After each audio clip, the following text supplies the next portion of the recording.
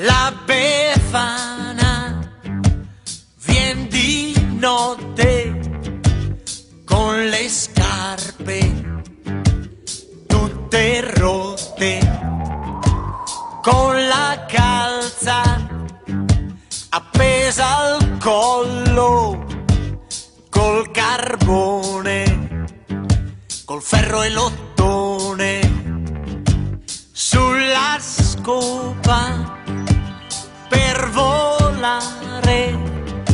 Lei viene la storia. Nei 25 anni che facciamo abbiamo cominciato a pescare così in mezzo al campo con il carro e dopo siamo andati avanti sempre un po' più grandetta finché siamo arrivati a questo piccolo risultato, una roba eccezionale. Famiglia? Tutti i mazzonetti insieme, tutti i cugini. E poi qui tra quei mogli, quei uomini, Cugini portai. Cugini portai. Bravi!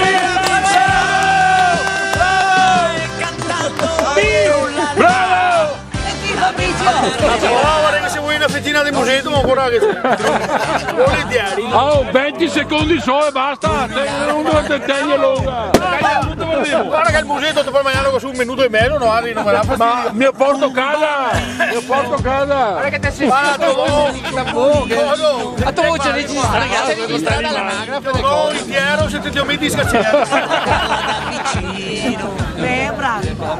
Quando arriva Beh, bravo. la Befana senza denti, salta, balla, beve il vino, poi di nascosto s'allontana con la notte appiccicata alla sottana e un vento caldo soffierà.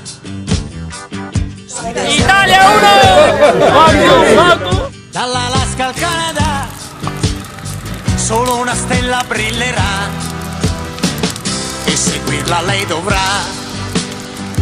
per volare verso il nord. E la strada è lunga ma la bufera vincerà e cantando trullalla la Befana se ne va. E cantando trullalla, trullallero, trullalla, trullalla.